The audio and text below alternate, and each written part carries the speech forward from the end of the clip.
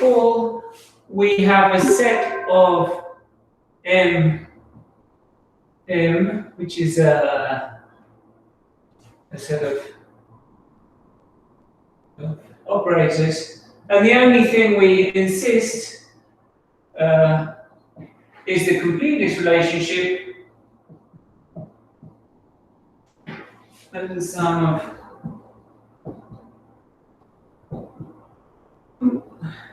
is the identity.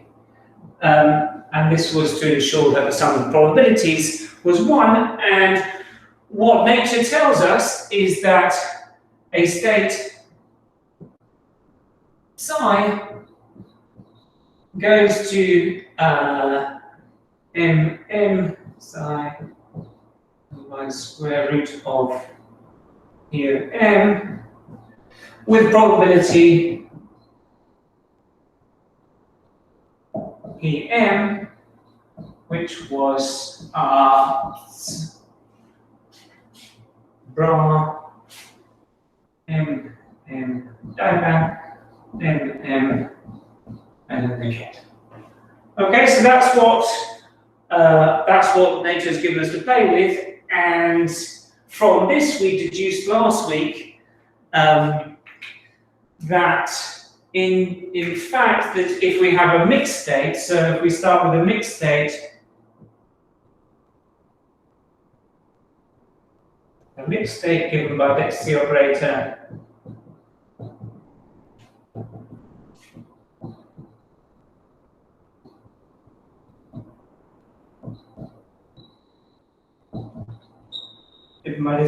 rho, well, let's write it because we're going to need it. So that means that it's the sum of pi, so a weighted sum of pure states, weighted by probabilities. Then this probability is the trace of m rho. Okay, so that's what we did at the end of the last class. That took us a little while. And what I want to do now is work out where does rho go. So what happens to rho after the measurement? So let's first do a pure state. So after the measurement, where does psi, so after the measurement,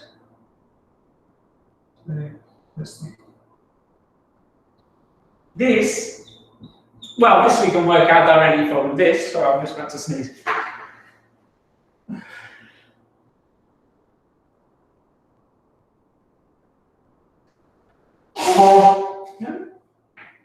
Okay, maybe in a minute. Okay, this we can work out from this, so this would be the bra of this, which is m.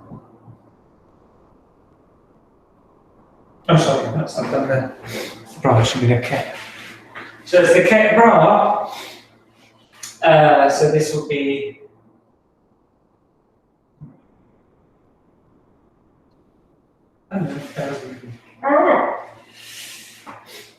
right. There's m dagger divided by the probability.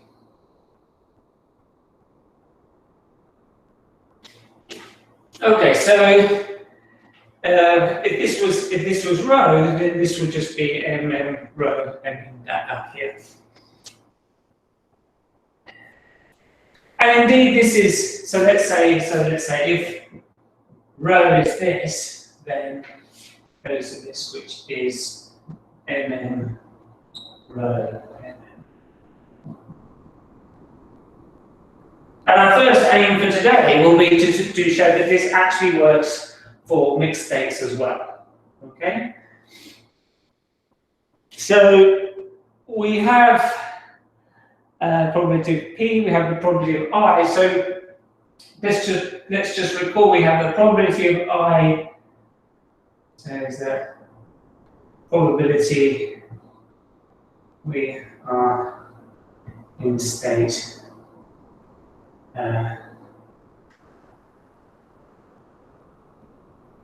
psi I given we measure M,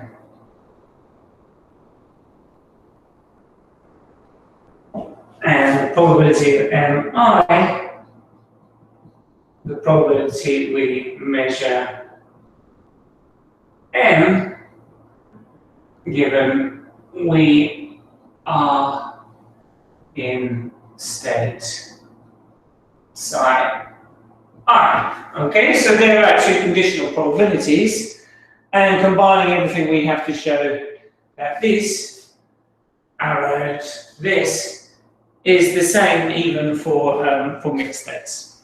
Okay, so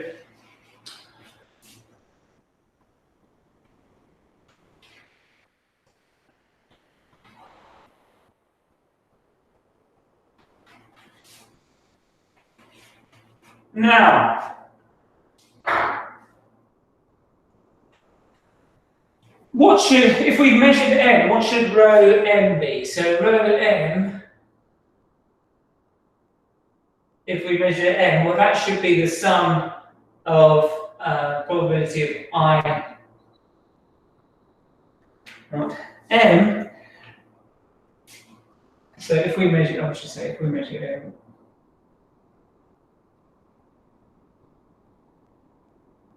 M, then rho of M, so the density matrix afterwards should be, well, the probability of I given that we measured M, and then these things get mapped like this, so this should be M, rho I,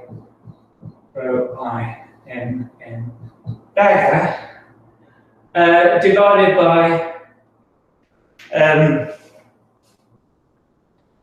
now this is now the pure state psi I, so this is the probability of M, given that we are talking about the state psi I. Okay, so just logically, it should be this sum over I. Okay, so just going through one by one and replacing this by what happens if we measure with M.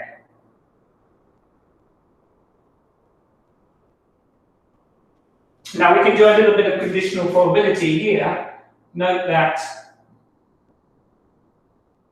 the probability of both M and I is the probability of M given I times probability of I, and the probability of I given M times P of M. So observe, from which of course you can deduce Bayes and formula, of course. So here we want to make this substitution. We're going to get a pi divided by pm here, right? So here we're just going to get the sum pi n. I don't think we're going to have to go too long here. It's actually probably easier than the other calculation we did last time, because now all we have to do is move the sum inside, and we get m sum over I, p of I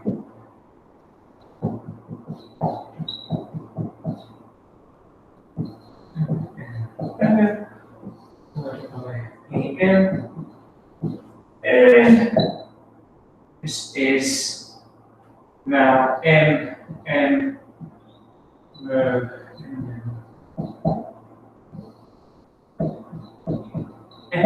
So this is very familiar, exactly what we would expect to get if we measure m from the density operator rho. So we've confirmed that yes, here we did it for a pure state, but in fact it comes through quite straightforward in a straightforward manner to mixed states.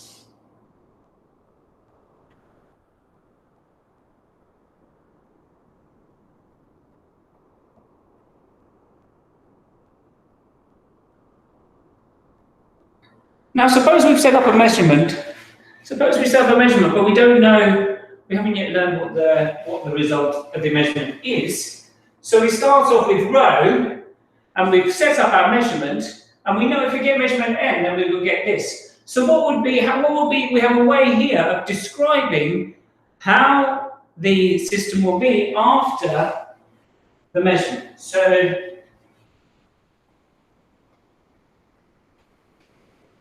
this is observe if we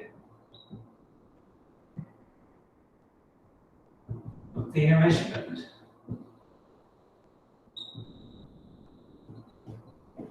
But do not know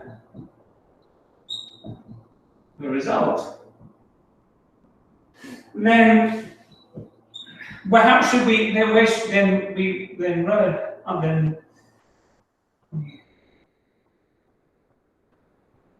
we have that this is well, the density operator of the system after the measurement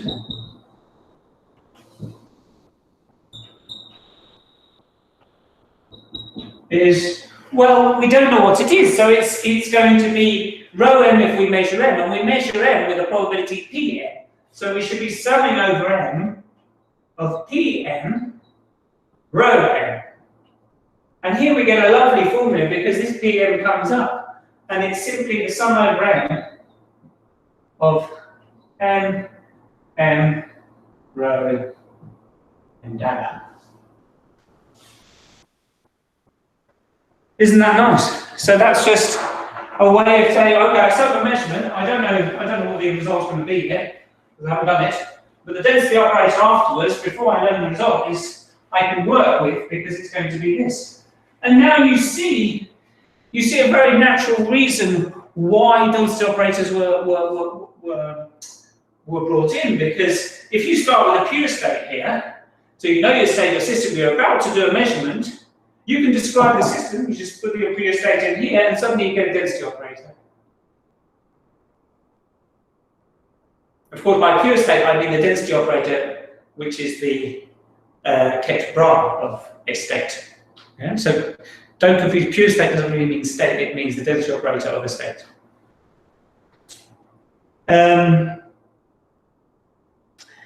Right. Wait, why does measuring something but like not looking at it change things? Like, well, it's not that you haven't looked at it. It's not that. It's just that I haven't actually done it yet. Let's say. I mean, it's the same as doing it and nobody telling you've done it. Like, why is it not the original density operator? Like, why does it not get back? No, I'm saying if I want to like work, I know I'm going to do the measurement, and then maybe afterwards I'm going to do something else. How should I describe the system after the measurement if I haven't yet done it? Can you say that again?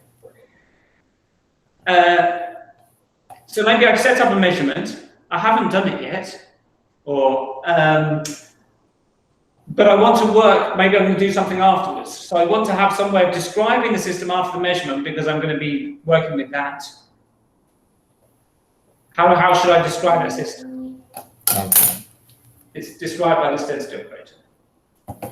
Okay? Okay. And then, sorry, like I got a bit late. What was the rho m again? Like, can you say briefly? Rho m? Yeah. Rho m is the density operator if we measure m. So if we measure m, then rho goes to rho m. Okay. Oh, okay. Okay. There's a lot of m's about. I mean, that's the problem. But they all kind of mean the same thing. I mean, the m index. If we measure the m index, let's say. Okay. I'll think about it. We've got. I mean, Adrian, you've got a set of operators. Okay, they satisfy the completeness ratio, and that makes your measurement. Now, you don't know which one's going to get applied until you make the measurement. Okay, but this is telling you we know the probability that of which one will choose. You will choose. This one will occur with this property Pm, and the density operator rho will, in that case, get mapped to rho m. But like, what's the meaning of the density operator after you've already measured something? Like, well, it's the same meaning as you had before. So it could be an ensemble of states. So you have an ensemble of states, you grab a measurement, you get another ensemble of states. Indeed, you get this one. I think maybe I missed something. I don't know. Let me think if I think of a quick example. I do have some nice examples coming up, which might help. Let me just, okay, I'm going to give an example, but just let me talk from a general example, then I'll give a specific example. And I think that's probably okay. Okay. I do have one prepared, but I just want to mention first of a measurement. So this is a positive. Actually, don't know what it stands for. Positive operator value measure. Operator value measure, and it's so familiar that you just could call it POV. Oh, pow.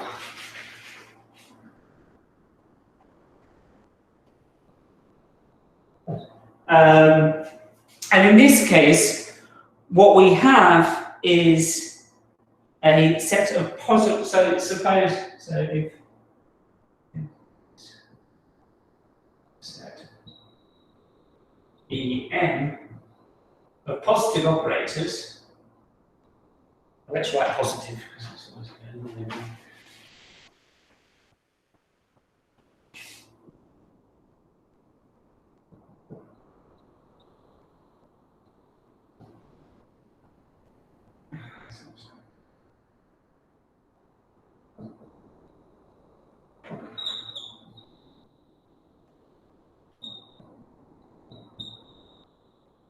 Okay, so it's just a set of positive operators such that they sum to 1, and so if that's the case, if they're positive, then we can find their square root. Okay, so that we did that in the algebra section. We said, oh, if they're positive, they diagonalize, and they diagonalize with real positive eigenvalues, so then we can take the square root. So there exists M such that, so positive implies there is MM such that MM is the square root of EM, and then we have MM Hermitian. Well, these are all Hermitian, so this is just MM squared, which is EM. Okay, so then we get this completeness relationship. So this gives us, so here's a measurement. So this set of operators we can measure with respect to this set of operators. Okay, so now I've gotten that's the general. So now I'm going to give you an example of a problem. So a lot of the, I think probably nearly all the measurements we will see will be problems, because it's a very kind of easy way you can see of generating measurements.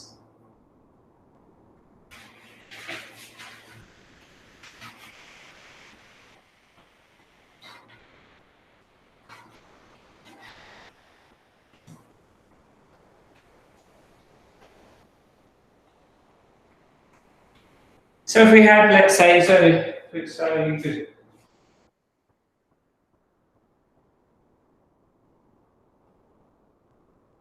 get measurements.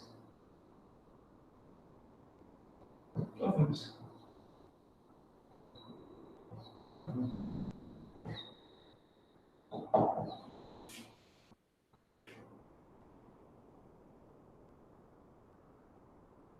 Now, we can make Roger from Ket-Bras because Ket-Bras is always positive. Observe.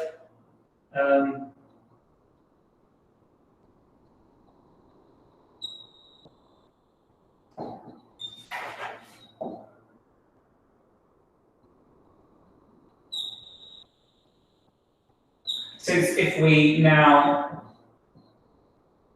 try. So recall it's positive if we have but our operator ket is always bigger than or equal to 0. So here we have bra operator ket, but you see this is the complex conjugate of this. Isn't the notation absolutely beautiful? So this is the complex conjugate, so therefore it's always real and positive. Okay, so that's always a positive. So we could just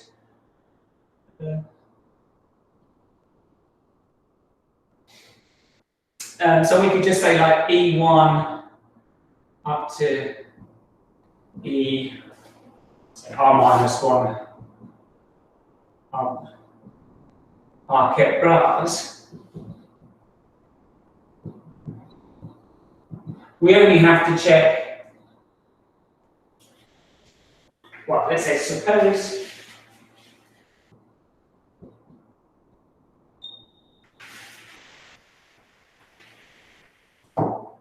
if ER, which would be the identity minus the sum of all these things, is positive, then we have a problem.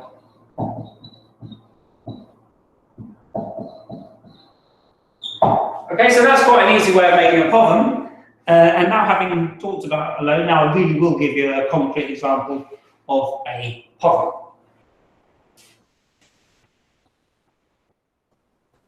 And I will do some calculations with that, because I think it's, once you see it, it's probably like everything, once you see an example, concrete example, then things are a lot easier.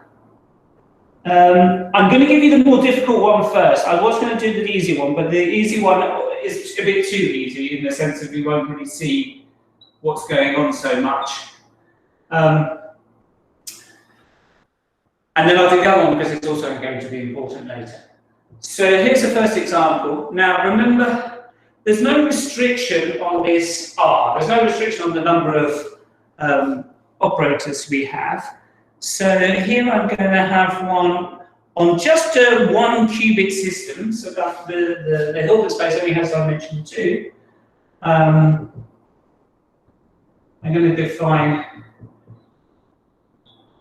ket J to be 1 over root 3.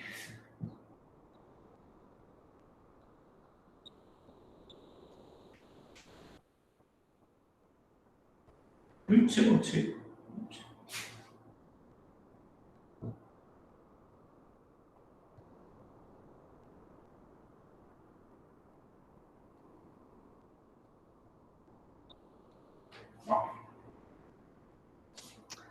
And that's going to be for J is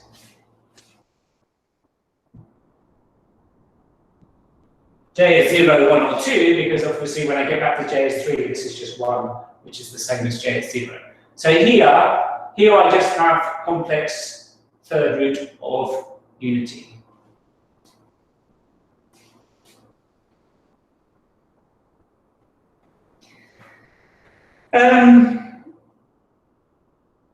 And my claim is that actually, I said that, but I'm now going to change that. I'm going to say this is 1, 2, and 3, which is exactly the same set, but now I can use the index 0 for something else.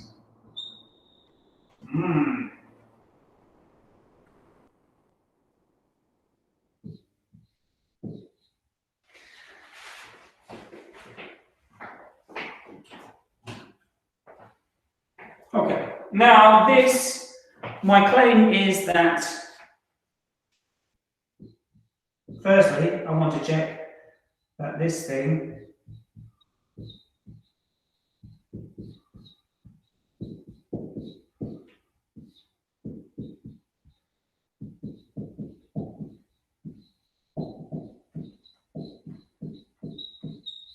is a prime. Is prime.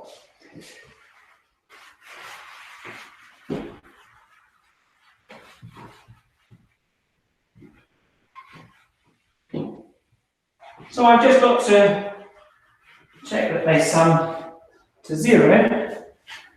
So let's just see what we get when we have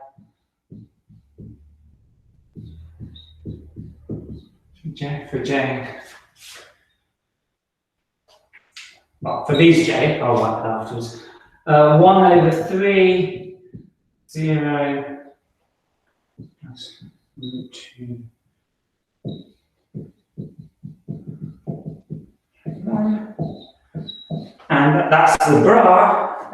Sorry, that's the ket, and now the bra will be 0, 2.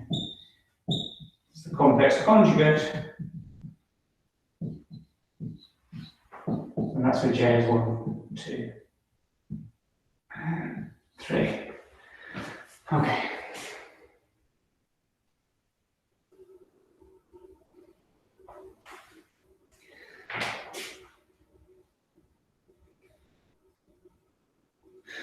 So if we expand the brackets here, we get 1/3 0, 0 plus 2/3 1, 1. And then 0, 1 is going to be square root 2 over 3, 0, 1, and a complex third root of unity. And that should, this should be the elevator. And 2 over 3, 1, 0. Okay, so this is the bracket of side J, and now when I sum over J, I'll be summing here over the complex third root of unity.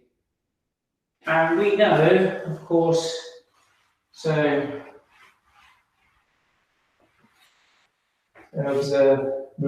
recall if E cubed is equal to 1, and E is not equal to 1, divided by E minus 1 is a polynomial, if you like. The sum of the primitive complex third roots of unity is 0.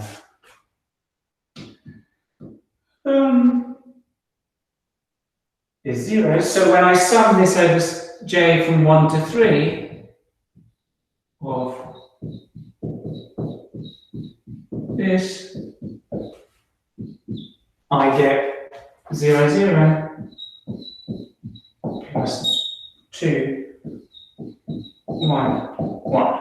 Okay, so this, as J sums over 1, 2, and 3, is just 1 plus E squared, where E is a cube root of unity, primitive cube root of unity. Okay, so that goes likewise here, which implies the claim. So by adding the 0,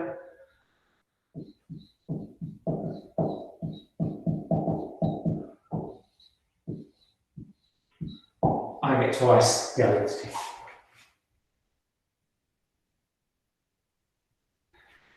So we have the completeness relationship here, and they're all positive. In this case, that's obvious because it turned out to be that the one missing is also a bra ket bra. Right. Now, what we want to see is a measurement made with this. Okay, so there are EJs, but actually the measurements are the MJs. So we have to take the square root of these. So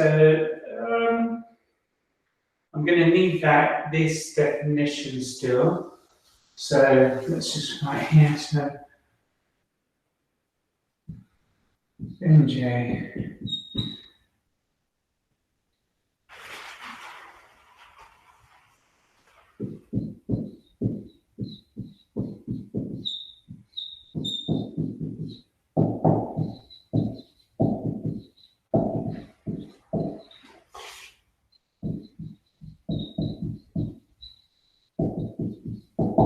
Well, there's a minimum set. There's a set of operators which defines a measurement. Right, so we can get rid of this now.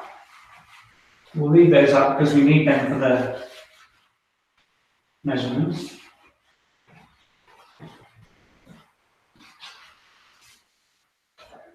And I need to give you a density operator, so we need to measure something. So I made something up, I made one up. So let's suppose rho is in the state, it's a mixed state. It's in the state 0 with probability p, and in the state 1 with probability 1 minus p. Okay, there's no reason why I couldn't have put other terms, a 0, 1 term, or a 1, 0 term here in superposition or whatever, but anyway. Don't want to make life too difficult for myself. Now, we want to calculate what P, what was our formula for PM? So our formula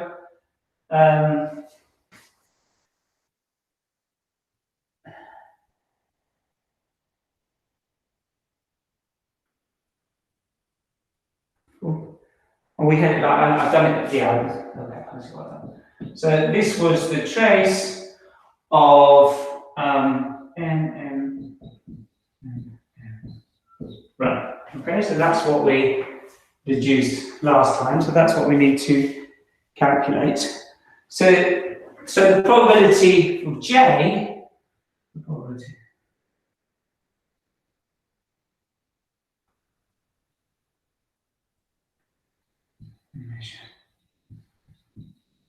J. So J is now our index in the space of the place of the M is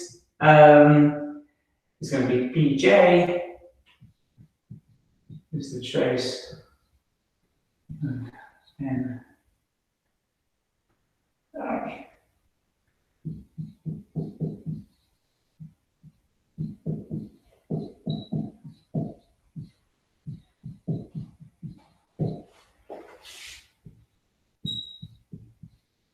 Is EJ rho. So we need to get one of these.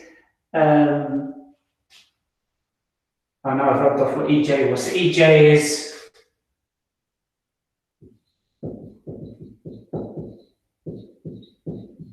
before you take the square root.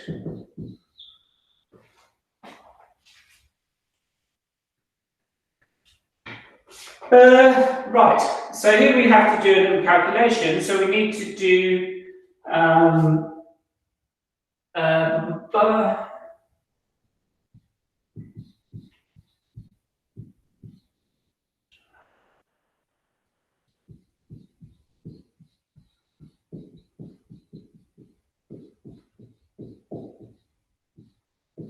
okay, so we need to calculate this, but secretly I'm not going to do the whole calculation because I know that afterwards I'm going to trace. So I really only want to pick out the terms which are the zeros, the ket bra 0 and the ket 1 bra 1. Okay, so from here, I see here I'm going to get, when I have my ket bra of psi j, I'm going to get a ket bra of 0, 0 with 1/3, and that's going to give me a 1/3 p 0, 0. Okay, and looking here at the 1, 1, well, let's stick with this. What other terms that can give me something which is going to then not going to get disappear in the trace? Well, I'm never going to get, using this, I'm never going to get a 1, 1 over here. So it has to be a 0, 0, and that's the only way to get a 0, 0 from the ket bra of this. Okay, the other terms are just going to be cross terms. And to get the 1, 1s, well, I can only get that from the 1, 1 here with the 1, 1 there. What's 1, 1? So that's going to be 2/3, 1 minus p, 1, 1. And then I'm just going to write something times 0, 1 plus something times 1, 0. Okay, and I don't care about calculating what they are, I'll leave that as an exercise for you because I'm about to trace this, and this was going to give me something.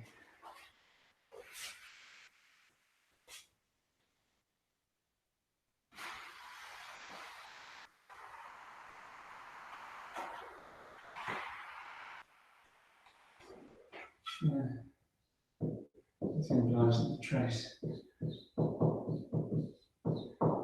is 1/3.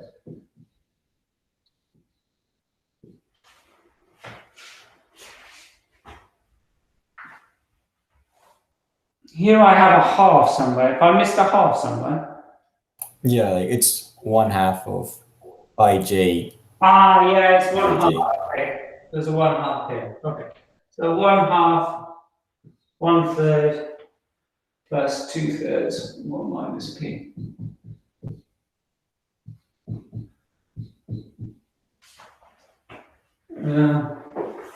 Yeah. Yeah, minus p over 6. Okay. So that is for j is 1, 2, and 3. So that's for j is 1, 2, 3. And now all you have to do is the easier one. So the trace of E0 rho. Well, obviously this is just going to be 0, 0. It's going to kill that term, 0, 1 orthogonal. So we're just going to get the p from here. And again, we have a half in front of the Kepler. So we have half p. So this is p0.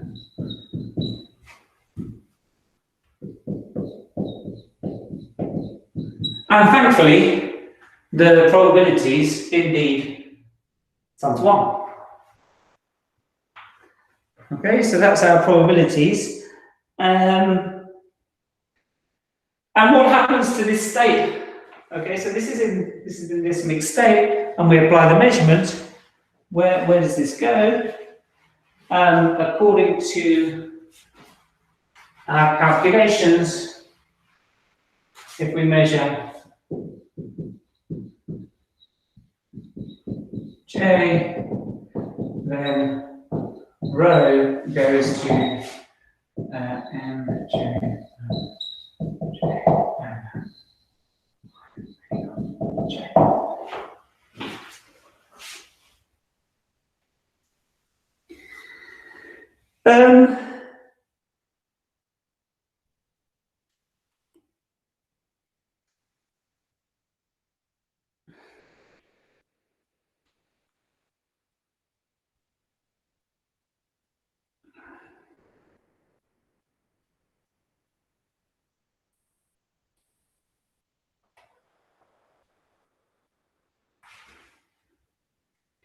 Oh, I see. Okay.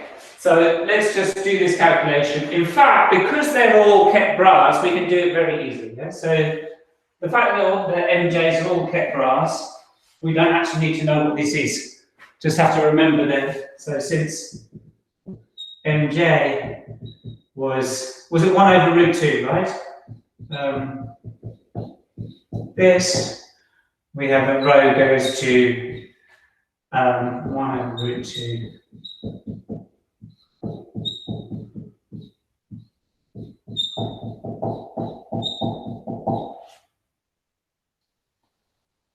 Well, you get to write down some great stuff here. I'm just trying to think if we need. I don't think we need the row either.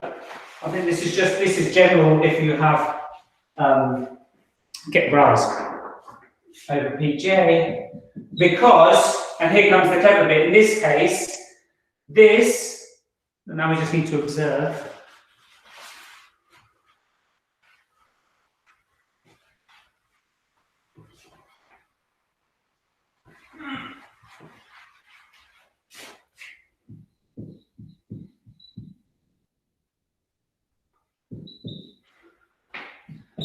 In this case, when we put in our kept graphs here, this is equal to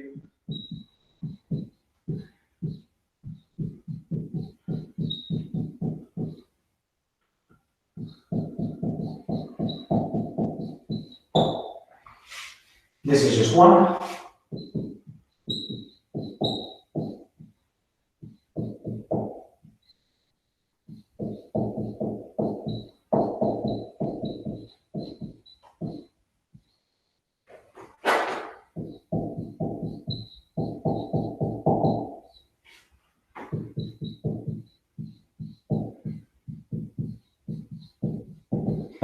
Okay. And the only step now which needs any justification is this equality here. But this we saw last week. I mean, this you could just take down there because you could do the trace starting with an orthonormal basis, which first element is psi j. Okay, so this is because trace with respect to orthonormal basis starting, including, with psi j. Okay, so if you start your trace with psi j, then you end up, this is your first term. In fact, you don't need the trace there, do you? So let's just straight into this. It's also true because the trace of a single element is itself. But okay, so that's just justifying that equality here, because we could just trace with respect to a basis which starts with psi j, and that would be our first term, and the other would be 0. Oh, so this here is this. So yeah, saying we change the order there, like when you can do, like you can cyclically permute the factors. You can't can you cyclically reduce, because this is just a vector, isn't it?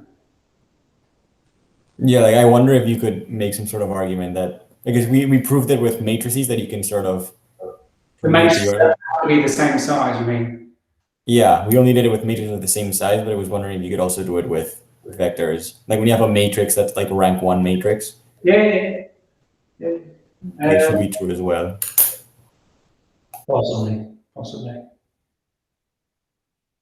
I forgot what we were trying to prove here now. I know I want to substitute this in there. Oh yes, because this is now half, this has been given my, here I have, this is just a number in here now. And you've got to really, really admire this notation, because suddenly you see that that's just a number, that's just twice pj. So I imagine this should have been a half, yeah, because I got this twice, so this gets squared. So here I get a half pj, here I get pj divided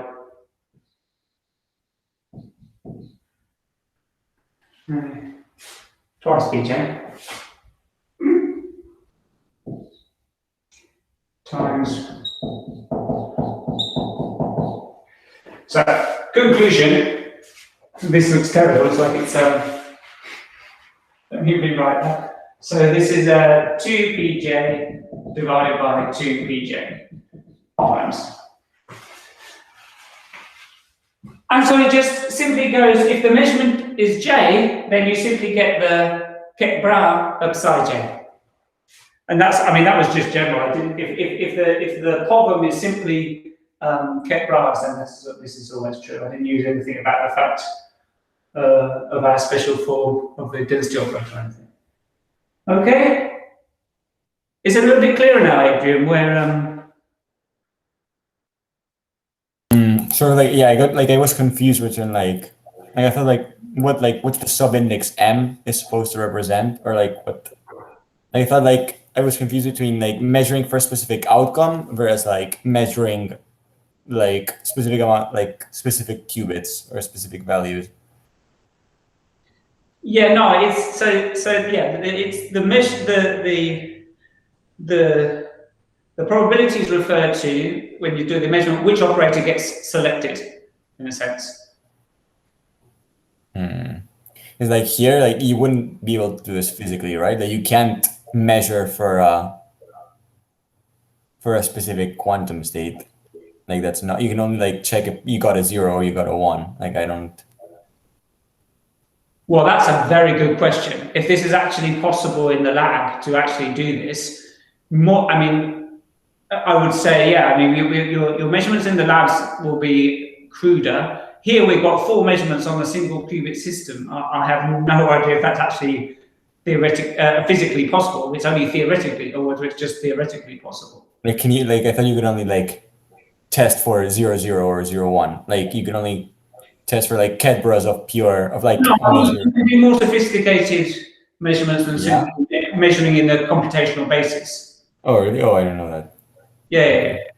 But whether you could do something as complicated as this, I don't know. I doubt, doubtful. But I mean, I think the point is, and that goes for a lot of what we're going to talk about. What's physically realizable, certainly at the moment, is very little of what we're going to talk about. But that's not the point. The point is that it, in theory, should be possible one day, maybe. Yeah. I mean, I don't know enough about it to know what the challenges are. Yeah. To actually realize measurement. The measurement, like it's that, like it's not like just measuring something. Like it's like looking and getting that outcome, or like the like each matrix corresponds to a specific outcome, not like the act of measuring something and seeing what you get. Like it's not like measuring first bit and seeing what's there. It's like, I got this, right? So, like, otherwise I don't get it. Like that was confusing me before. Like I understand like what the measurement is.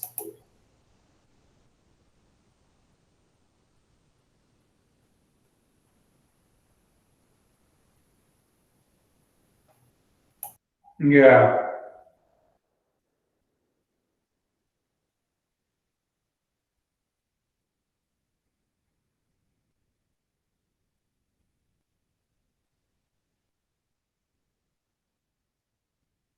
Well, I mean,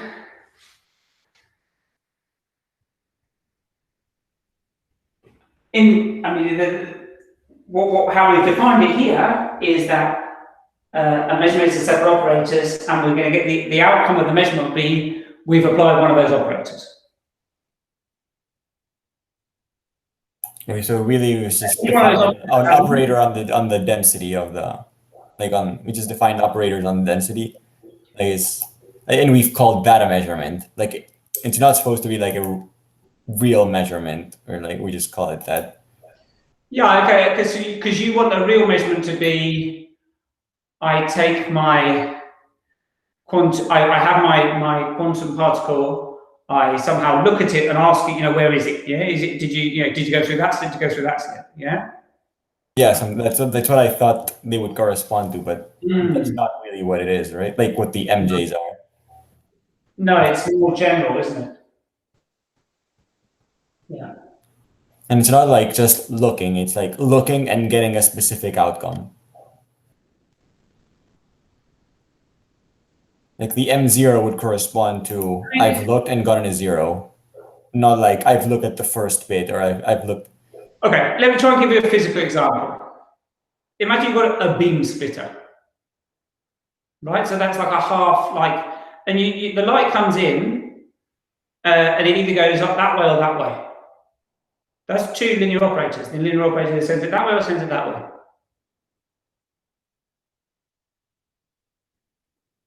We mean like the linear operator that sends it one way and sends it the other way. This is M1, this is M2, if you like, M0, M1. I don't. That's a good example, yeah? But like, what does it mean? Like, I understand the relationship between like applying the operator and the physical outcome of like. Well, you've got a photon. It comes along. It hits the crystal, and it has to go that way, right? Yeah. But you see, if the point is that it could get put into a superposition of those states, or even either that would make a difference. But yeah. But I mean, the thing that sends it that way, that's a linear operator that way, and that's a linear operator that way, and yeah. Yeah, okay. They have to have the completeness relationship because it either goes that way or that way, so the probability has to sum to 1. Okay. Okay, I think I get that, but then, like, what does an arbitrary MJ stand for? It's just a capital MJ is just an arbitrary linear operator. Okay. And then just make them, like if they add up to 1, then it's one of those and only one of those. Or okay. Okay. More or less. I'll keep thinking about it. If I have more questions, I'll just email. Me too. Okay. Well, that was our break. Well, we had that discussion. Now we've recharged our. I should clear this off and we can start on.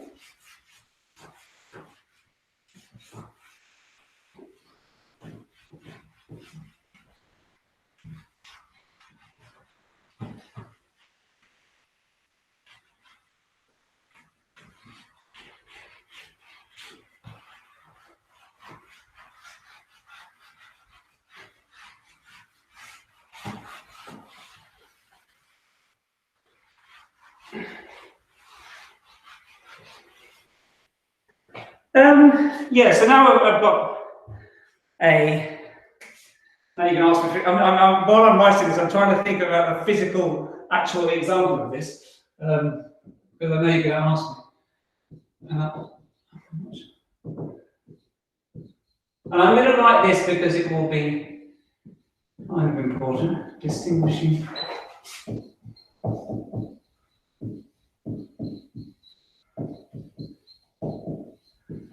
So we can set up a measurement that will allow us to distinguish between orthonormal, orthogonal states. So suppose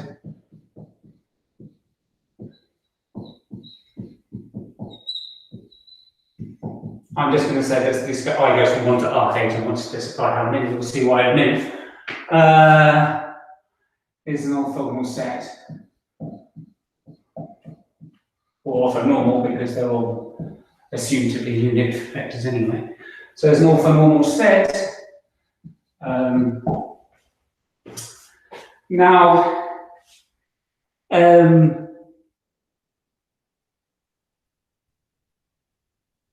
we can extend this to a basis.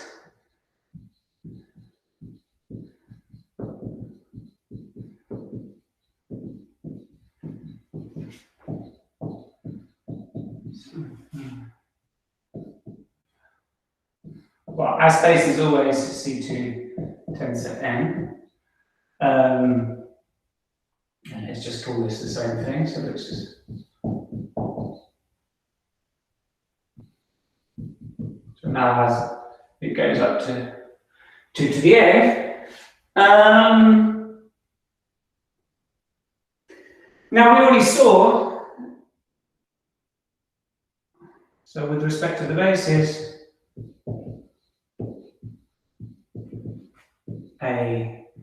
A ket, a vector in our space is simply, and we saw in first lesson in algebra that this was simply this complex number here.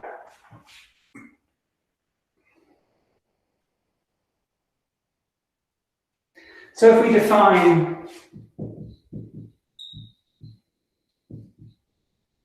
mi to be Brown,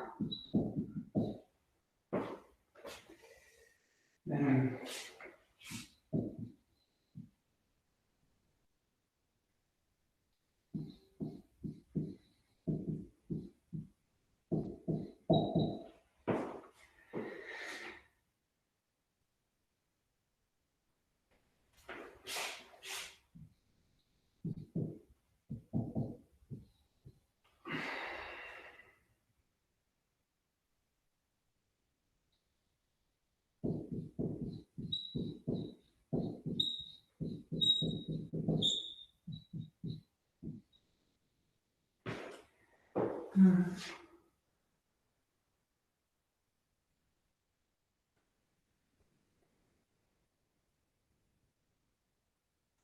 there's something wrong here.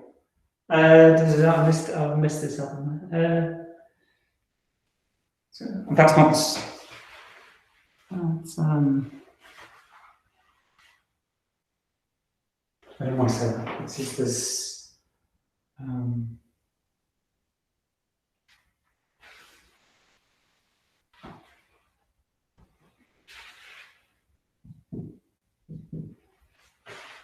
Yeah.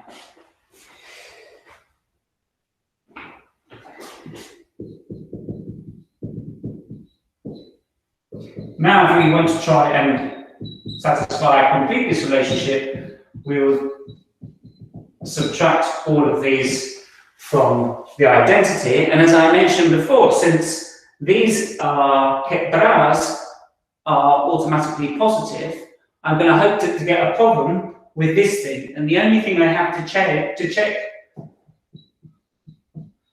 that this is a problem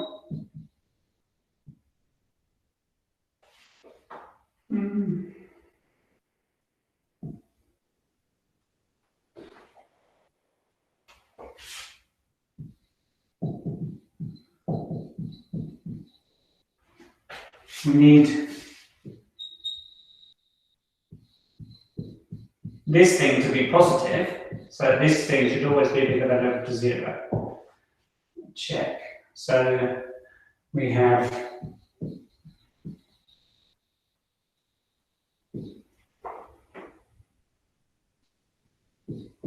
substituting in M0, this is phi minus phi sum of mi. Oops, damn! Oh yeah, that's fine. Phi.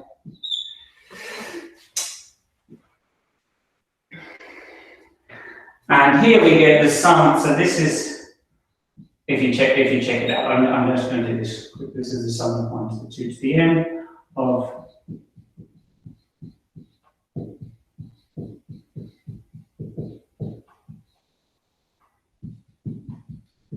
and here we have the sum from from I is 1 to R. So of exactly the same thing.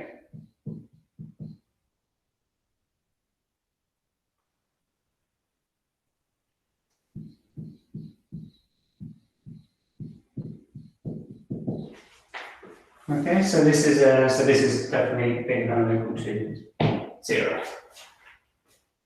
Okay, so if you just calculate, if you check the psi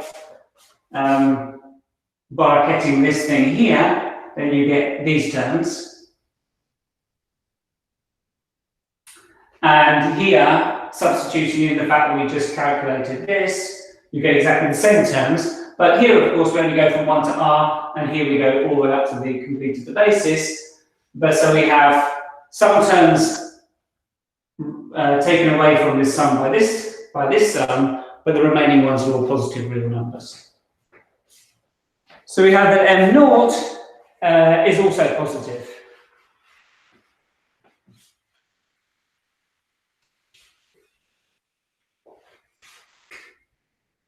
So M0 is positive.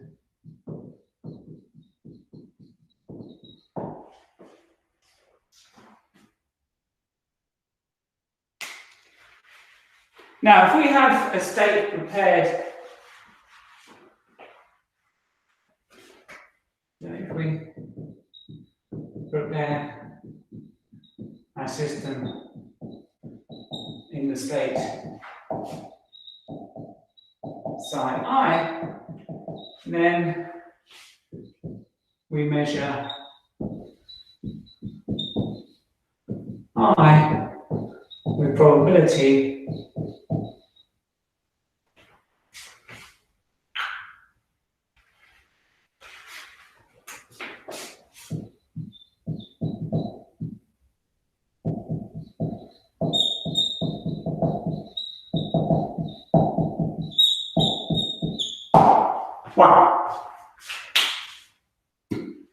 because this is simply the Kepler of the psi. Okay, so we can really, in theory at least, set up a math measurement which will distinguish our orthonormal set. So in theory, we can set up a measurement to distinguish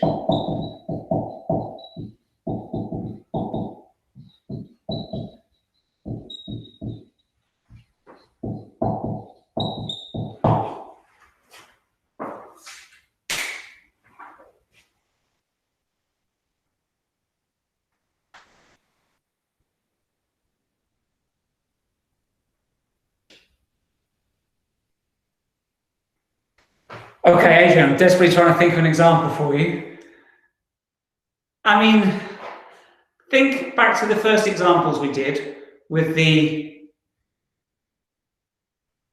light going that way or that way. Okay, we bounced off some mirrors, and at one point we said, okay, we had a screen here and a screen here.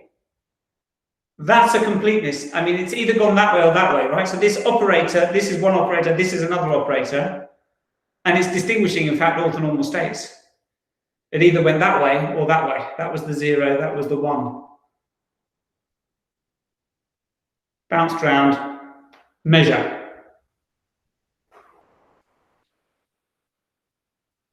Okay? So beyond the first split, and then like it joins again, then you measure at the end, or At the end, yeah. That was so the screen's at the end of the measurement.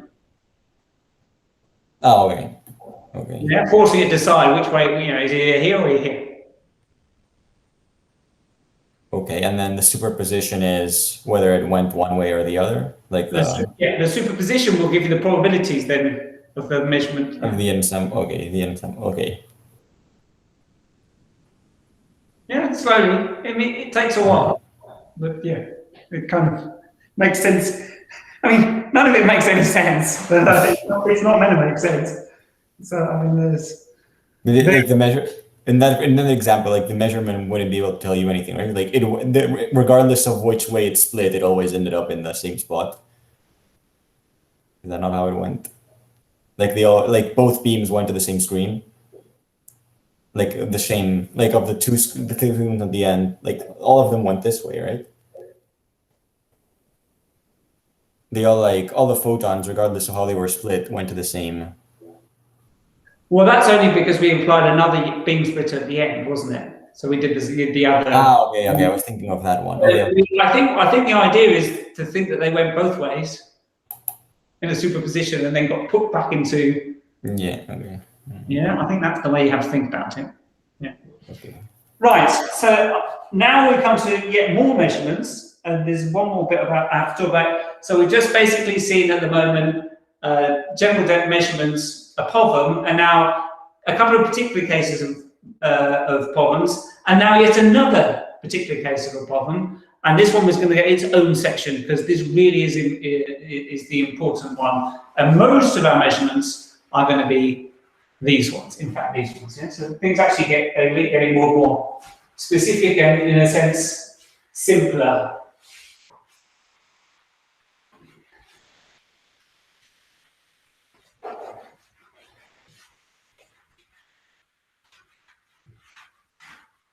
Now, you might have heard at one point the word observables. So physicists talk about observables, and what they're talking about are Hermitian operators. So this is 3.4, and projective measurements.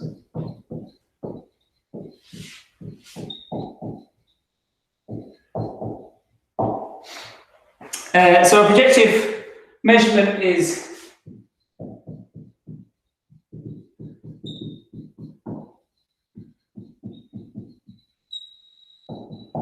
given by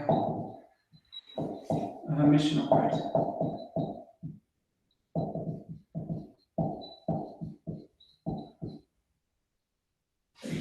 Aye.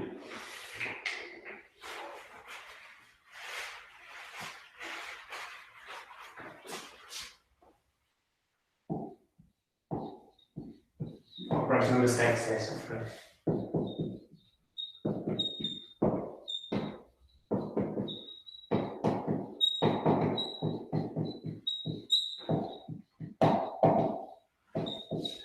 And the reason I say that extra little bit, which is kind of obvious, it's on the state system being observed. So this is also called, for this reason, also called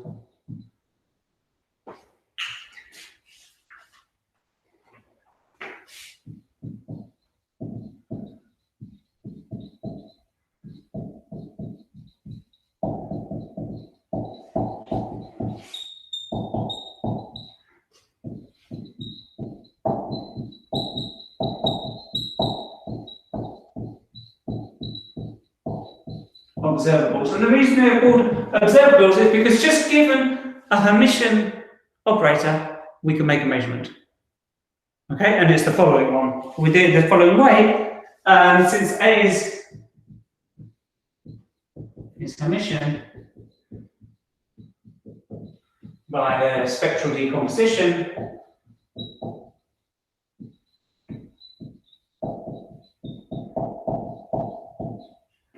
A is equal to the sum over, let's say, lambda, over lambda.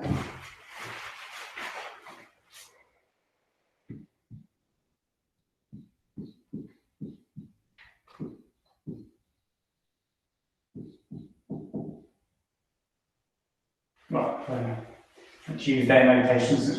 This set is a set of eigenvalues of A, and P lambda is the orthogonal projection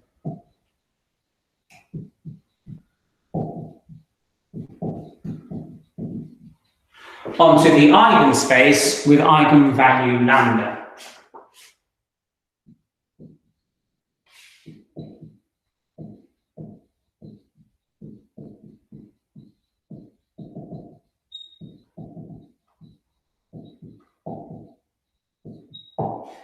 Okay.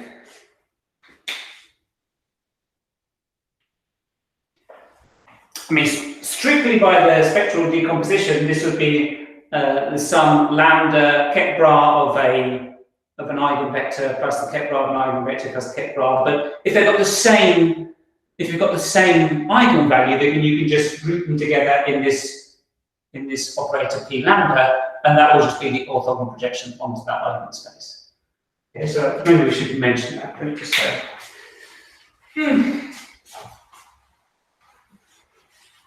So observe if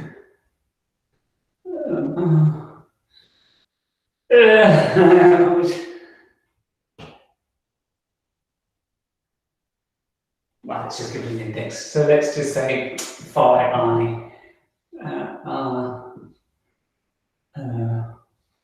orthonormal basis for eigenspace with eigenvalue lambda, then this P lambda is simply the sum over I. Okay, and now if you substitute in this into here, you really get the spectral decomposition theorem. Okay, but it also gets something else. Also, this also implies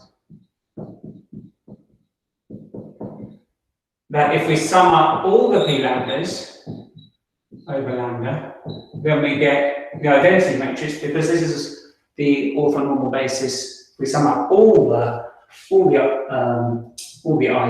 if we do this for each eigenvalue, then we will get an orthonormal basis for the whole space.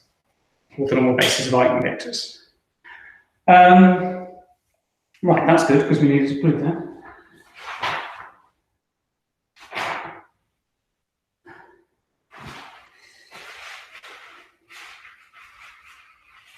Now, projective measurements are very nice because projectors are very nice, of course. So we know, so I say recall, every time I say recall, it's because we've done it before somewhere.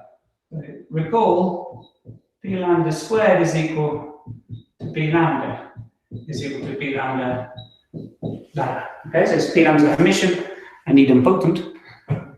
So the probability of lambda, measuring lambda, is psi P lambda simplifies to simply this. So that goes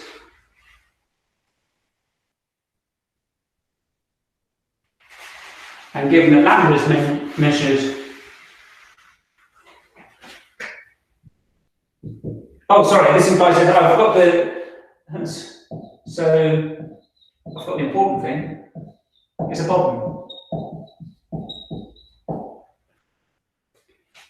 Oh, well, actually, so since,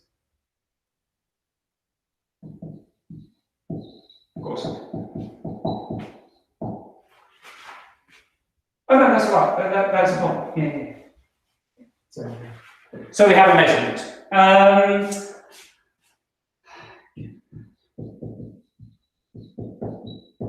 Lambda is measured.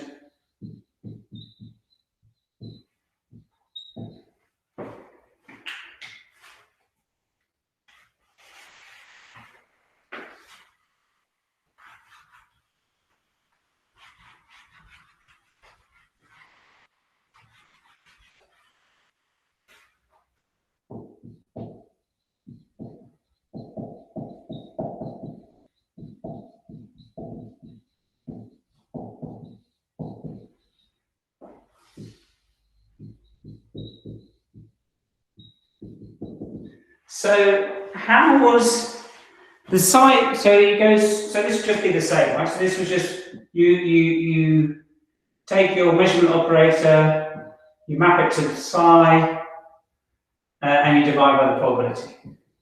Square root of the probability. Okay, so that's just the same as before.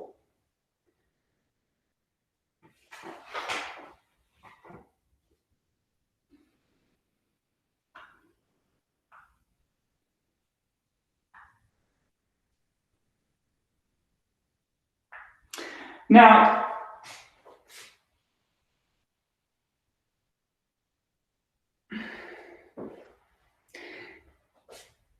Wait, if psi is like one of the eigenvectors and then one of the others is 0, like what you have can you have like the p lambda be 0 for some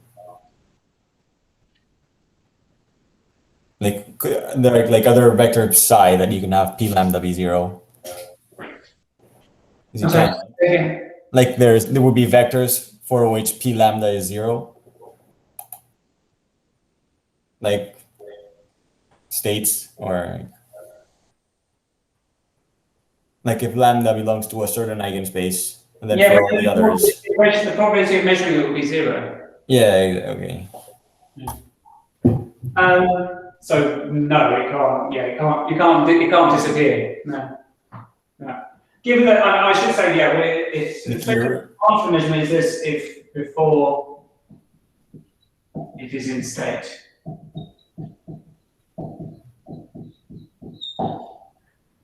Yeah, so it's in psi, and then psi goes mapped to this. Yeah, that's exactly the same as before. Now, with projective measurements, what you can do is you can define an average. So we can imagine if we could reliably prepare psi a million times, then we could keep applying the same Hermitian observable, the same Hermitian operator, the same projective measurement, and we'll get lambda with probability p lambda, and so we can talk about so we can define a random variable. Yeah? So each measurement is an event, and that gives us the value lambda with probability p lambda. So we can define a random variable from A, annoyingly also called A,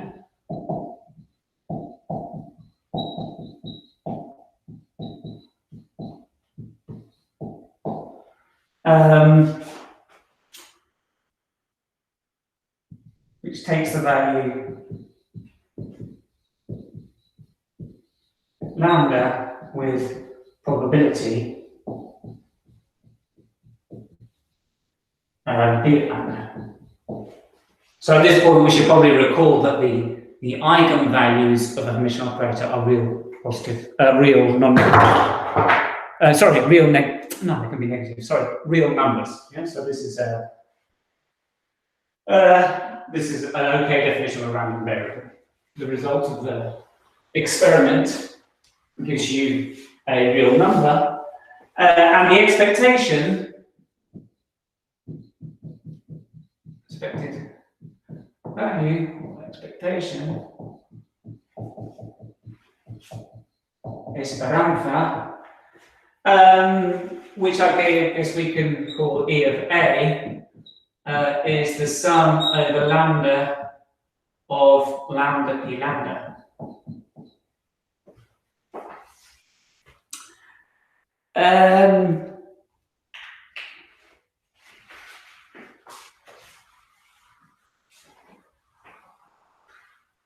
And we can substitute in here our p lambda.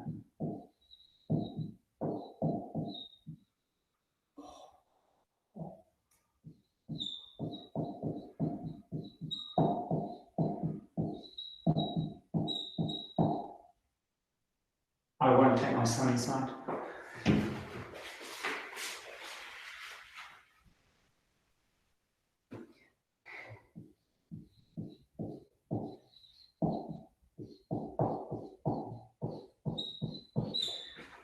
And this turns to be out to be simply psi, or say the original operator of the K. Isn't that beautiful? So this is this, which is usually denoted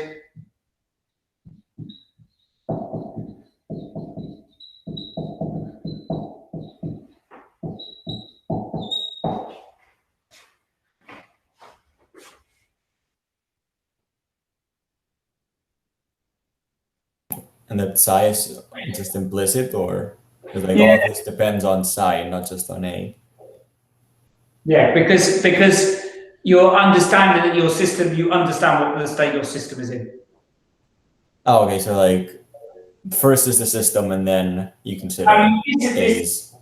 Yeah, the expected value of a mission operator depends on the system being in a fixed. Okay. Okay, so you just the system comes before the like the system, the choice of the system comes before the choice of A. Yeah. Okay.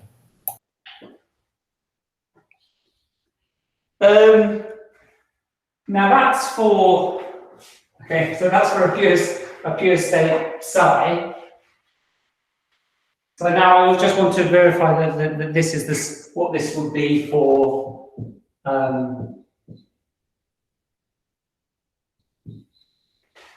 mixed states. So just, I mean, it's the same as before. This we've already seen. This is equal to the trace of A as before. And of course, this is just the density operator representing the pure state psi. And no surprises for guessing that this carries over to mixed states. So let's just check that. We have time, limited time.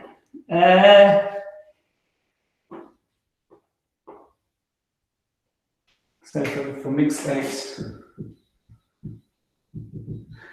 which is strange when you're talking about, and that really is strange, isn't it? So you're talking about the expectation based on your ability to prepare always your system in the same mixed state, which kind of by definition is an ensemble of states.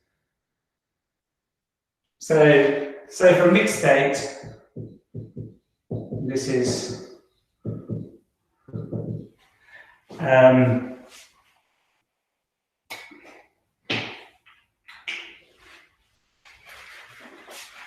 so what was the P of lambda? P of lambda was the trace of M dagger M dagger which was it? M dagger M rho, which is in this case, because they're projectors, just this. So E of A is the sum of lambda trace P lambda P, which is trace the sum lambda P lambda rho.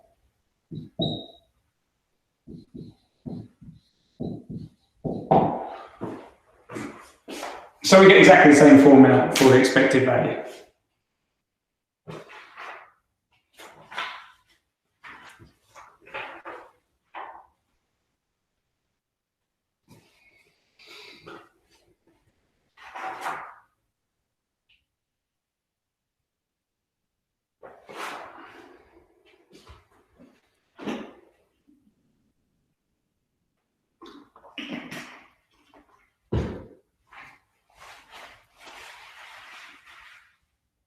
I'm just thinking if I could, I don't have an example prepared of this. I'm just thinking if I could quickly make one up.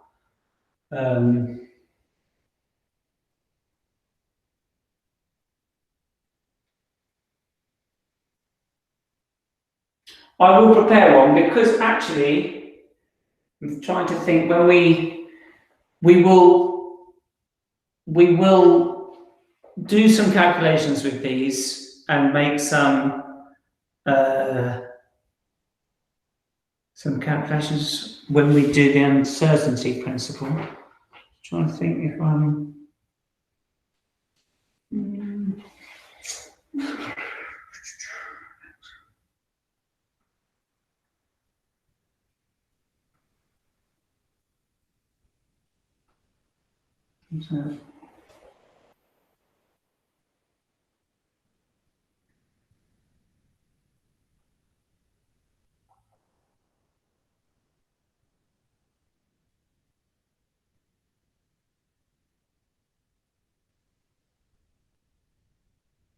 Okay, well, as I said, we will have to calculate the expectation of some observables when we do the uncertainty principle. So let's leave it till then and see if we can get through 3.5 today, because we've still got quite a bit to go through in this topic still. Right.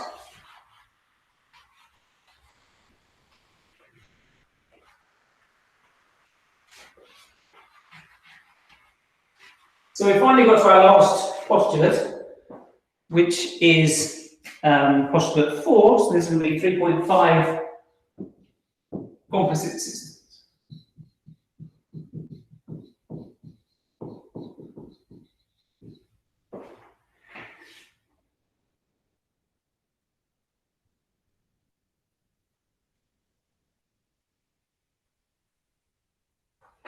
So let's suppose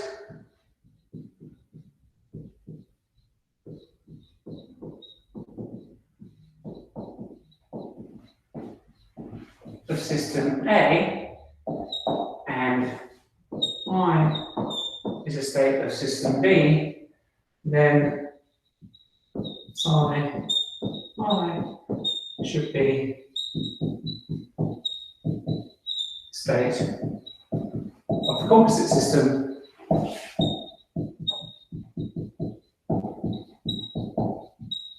A.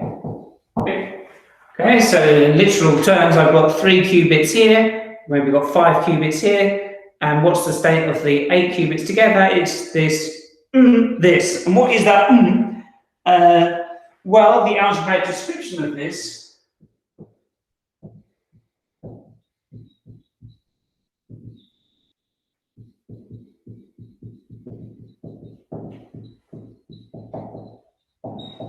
is given by postulate 4.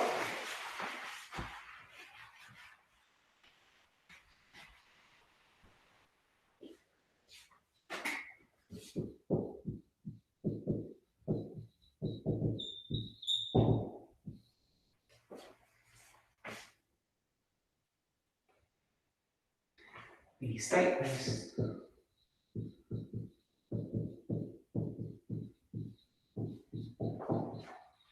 composite system.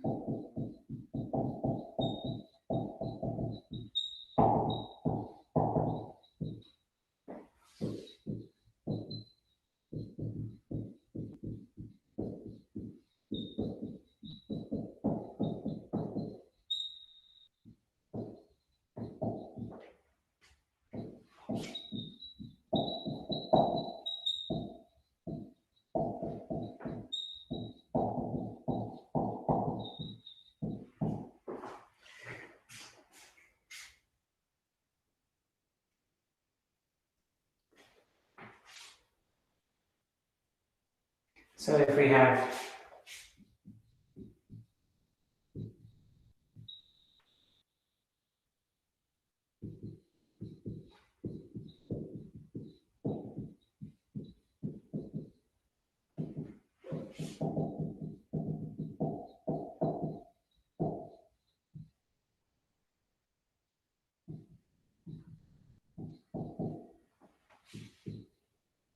composite system.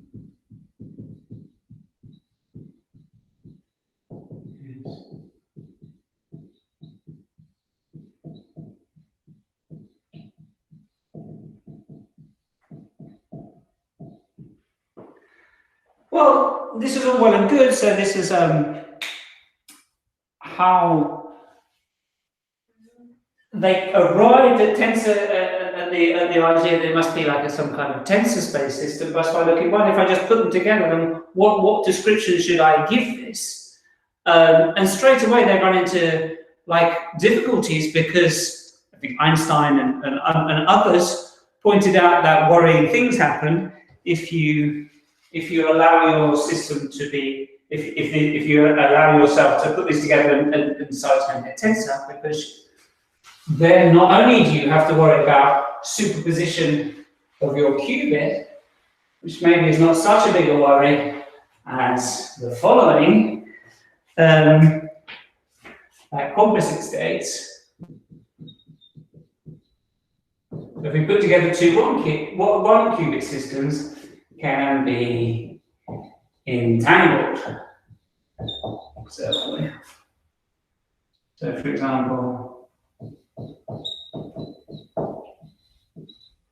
the now famous Bell states, which are also called Einstein EPRs, which are Einstein-Podolsky-Rosen states, because this cannot be written. This is not equal to A tensor B for any A or B.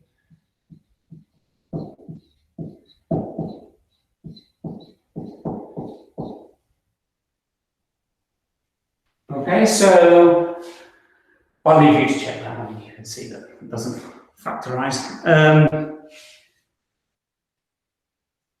So this was extremely worrying, and what I will do for you what we will do on Tuesday is a little bit. We're going to talk about two curiosities of quantum mechanics. The first one is going to be a justification that this is the way to look at things. Okay, so what experimental evidence is there that this can actually happen, that we can actually get into an entangled state? Well, we will provide some evidence for that on Tuesday, and then the other one will be the uncertainty principle. Okay, so we'll do Bell's inequality, Bell's inequality, and then the Heisenberg uncertainty principle. And that will be the end of the section on quantum mechanics. But before we get there, we also have to do partial trace, which of the three things that remain to do after this little subsection is the most important for what's going to happen afterwards.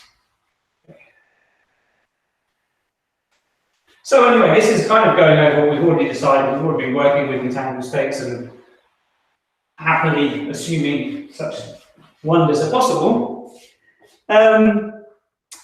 So here's another curiosity. So we saw in the two classic as in quantum classical applications of entanglement, we already saw one, which was teleportation on almost the first day, and now we're going to see another, which is in a way even easier. So suppose Carlos prepares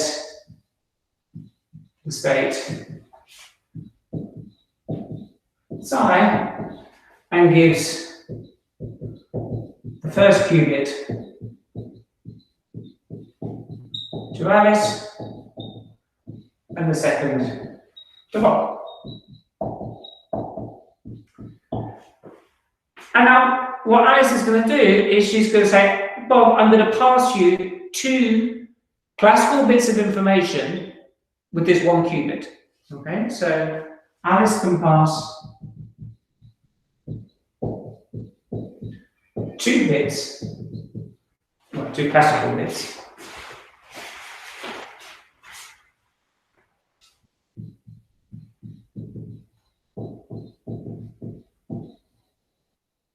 To Bob in the following way.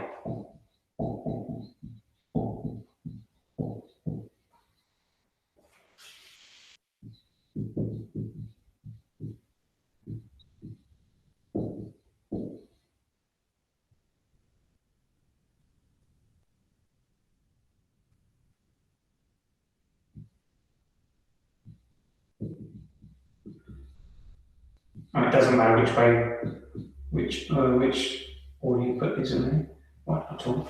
It's just they have to decide on a protocol. So if she wants to set this, so this is what Alice does.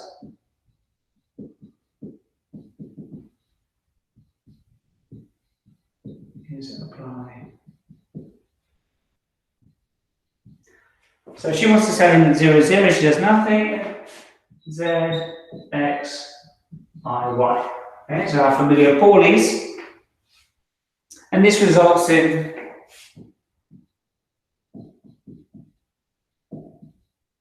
this one will change.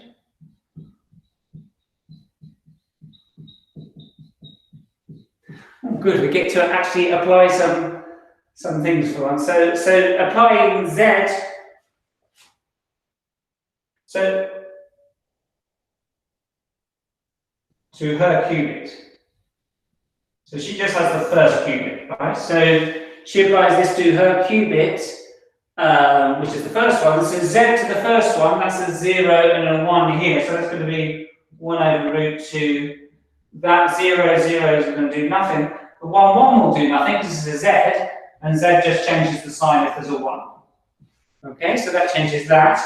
X here, X just bit flips the first one then. So that's 1, 0, 0, 1. And IY. IY.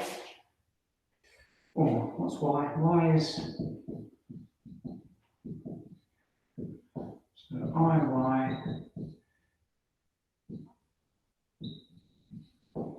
Okay. So we're flipping, and if it's 0,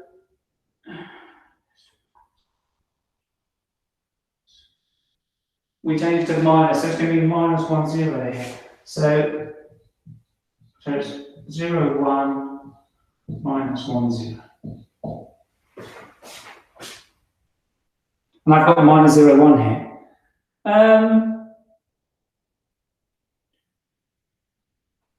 I think that's right here. 0 is the minus 1.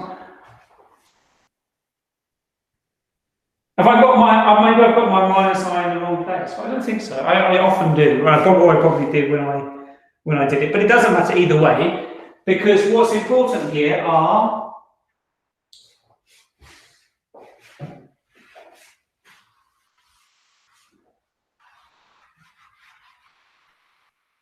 is to observe these 4 states form an orthonormal basis of our space. C2 tends to 2. We've got 4. If you check these 2 and these 2, you get 1 minus 1 is 0. These 2 and 0, these 2 and these 2, well, I mean, these are 4 different vectors in the computational basis. So these are going to definitely be 0. This is going to be 0. And same reason with this one with these 2, and then the final one, you get minus 1 plus 1 is 0. So Bob can distinguish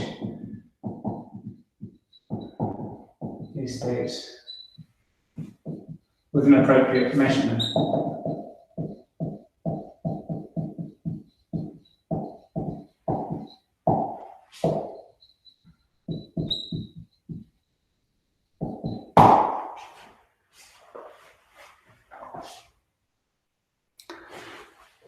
So miraculously, then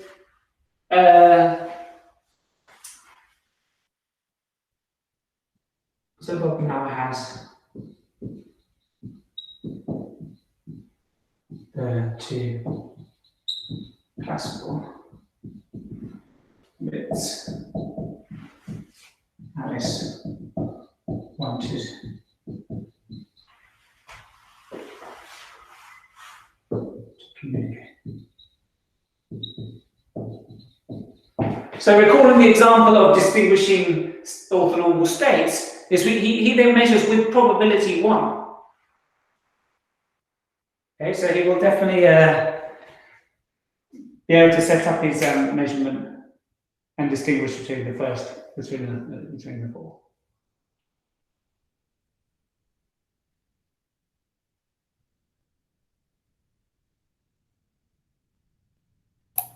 Maybe then there's no, like, if he was able to do that, then there would be no cheating here, right? Like, he would be able to sort of transmit this information without exchanging anything classically. Like, didn't we say that? Right? Like, where's the catch? She has to tell him that she's done the measurement. She's applied her operators. Okay, so like, but just that she's done something is what she has to. Like, I thought there was like when we did the previous example, it was basically this. Like, there was, I recall there was something more that she needed to tell him. Yeah, no. In the teleportation, she has to tell him something. Here it's even easier. Yeah, I think all she needs to do is actually tell him she's done. She's do it now. Yeah, because. Okay. Yeah. Otherwise, yeah, he doesn't know. Yeah, until she tells him he's done it, it's just going to be like she's done the identity, right? She hasn't done anything. Oh, but then he would. Otherwise, he's just going to measure this. Right, but then he would be able to know, like, once he gets something different, then he knows he's been sent something.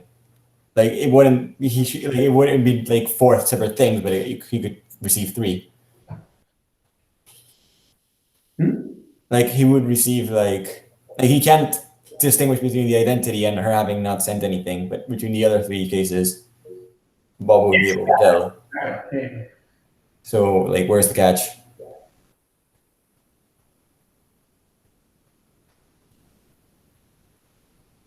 How do you mean, where's the catch?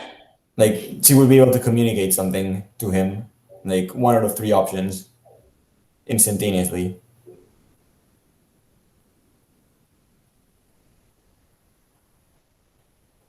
Right? Like, am I explaining myself?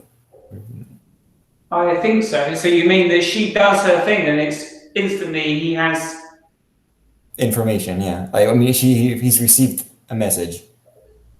Like, 1 thing out of 3.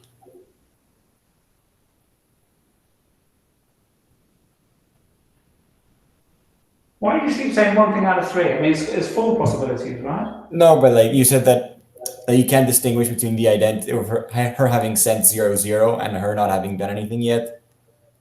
No, but she still has to tell him she's done the measurement. So.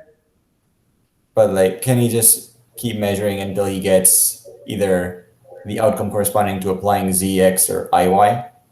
Yeah, but measuring destroys the state, doesn't it? So yeah, okay. Okay. Okay. He could just measure and say, "Oh, I got this. She must have done it. She wants to do 1, 0." That's true. Yeah. Oh, okay. Oh, okay. Okay then. Oh, okay. Then that, like, there's the. Okay. Oh yeah, because no, but yeah. Okay, so you're thinking he just keeps replying the same measurement. Yeah. That's what I was thinking. But you can't do that. No. Okay.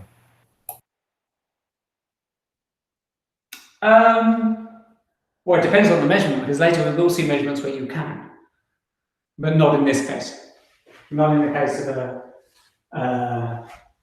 measuring in the example we saw for distinguishing orthonormal states. No. So this has a name. This is called superdense assembly. This is called. I'm getting tired now. It's quite difficult. I'll tell you, it's quite difficult to teach for 2 continuous hours. This is called superdense scaling.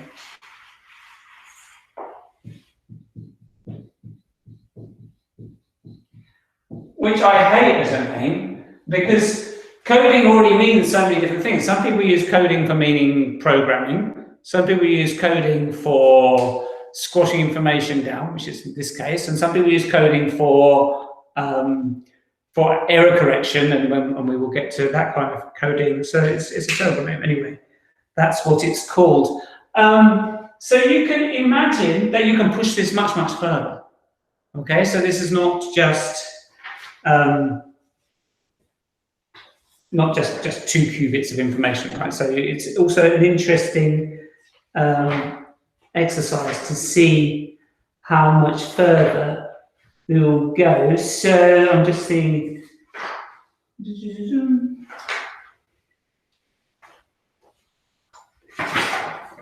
If we have an exercise on that, but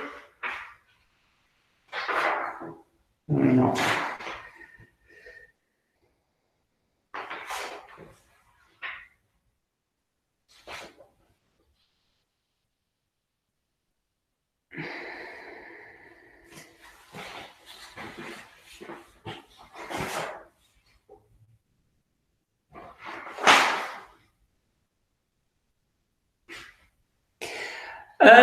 Well, I'm just going to, there's the only thing we've got left to do in this section now is partial trace, which is rather important, but maybe I will write up the definition. There's still like 10 minutes to go or something, and then we'll come back to it next time.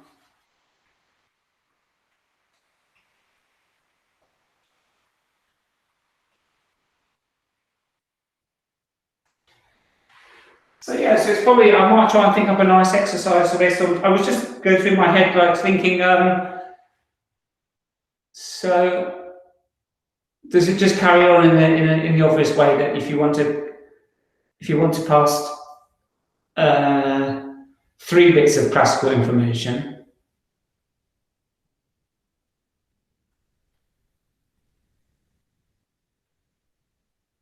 oh no, okay, because you would maybe, because Alice needs to be able to do stuff to.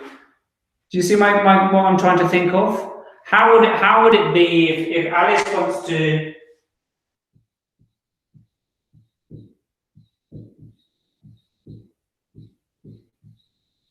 Alice wants to communicate 8 different possibilities. She needs to be able to do various things. If she had 2. If you give her the chance to do 8 different things, so she had 4 different things with the Paulies, but they're kind of like linearly dependent, that spans all the qubit things, right? So we would need more possibilities. So she could have lots of possibilities here if you give her 2 qubits. So Alice has the first 2 qubits, and then she does things like XZ, for example.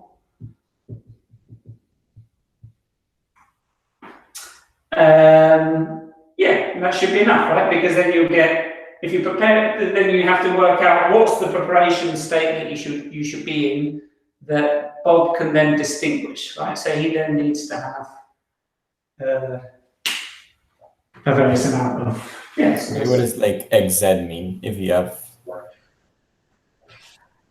3? She does X, for example, she might do X on the first qubit and Z on the second qubit. So right. Qubits. These are both Alice's bits. Yeah, like I thought like for a moment I thought like you took like the X and the Z's you did on 2 qubits instead of 1. No, you do it. Yeah, that's fine. My bad. Yeah, and then she passes, and then Bob has the third qubit.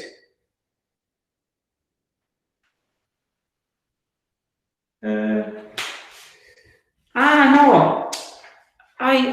Adrian, I mean, I'm going crazy. I mean, he has to do the measurement. He needs the first qubit. So that's where the magic is, of course. I mean, she's passing him the 1 qubit. Is that your question from before? Yeah, like where like he was getting. She does a measure. Of course, no, he can't do it because he doesn't have the first qubit. So rewind. So he can't do the measurement until Alice gives him the first qubit. Oh, okay, because he only has the second one. Yeah, he only has the beginning. Okay. She's gonna pass him 2 bits of classical information with the first qubit. Okay. In fact, think of it this way. It's actually easier if he just says, Bob has the 2 qubits, right? He prepares the Bell state. He gives that qubit to Alice. She gives it back to him. Now he has 2 bits of classical information. Next year, I'm going to do it like that. Even yeah, I was just wondering, like the way like you explained it before, it looked like he had received information instantaneously. Yeah, no, didn't work. The last half an hour is difficult. Yeah, so he's got the 2 qubits. Otherwise, he wouldn't be able to do the measurement, would he? So so he does. He measures the 2 qubits, and then knows what she wanted to say. Okay. In this case, he would have the 3 qubits. I don't know. I mean, that's a nice little homework exercise. If somebody can think, is this possible, right? So then he gives 2 qubits to Alice. How much information can she then give to him? Because maybe it's more, because there's 16 independent operators now on the space, right? Space has dimension 4 and 2 qubits. So there's 4 squared is 16. So maybe she can even do 4 bits of information if we could prepare this 3 qubit system in the right one. But maybe we can't. I'm not sure. Or maybe you need 4 qubits and he has to have 2 more, and I don't know. Yeah, worth thinking about. Yeah, but sorry, thank you. I'm glad we went over that, because otherwise I would have left you. I wouldn't have been able to sleep tonight. But in the evening, I would have realised, oh my God, I've got to tell them that Alice gives Bob the qubit back. And then that goes. Well, anyway, I've talked myself into probably a good time to stop. So next time we are going to do the partial trace, which will be the most important thing I will tell you on Tuesday. Okay. After that, we still have Bell's inequality and the Heisenberg uncertainty principle, which probably we will get through. So I think that by next Thursday we will be able to do. No, we won't, because you won't be able to do the exercise until we've done it on Tuesday.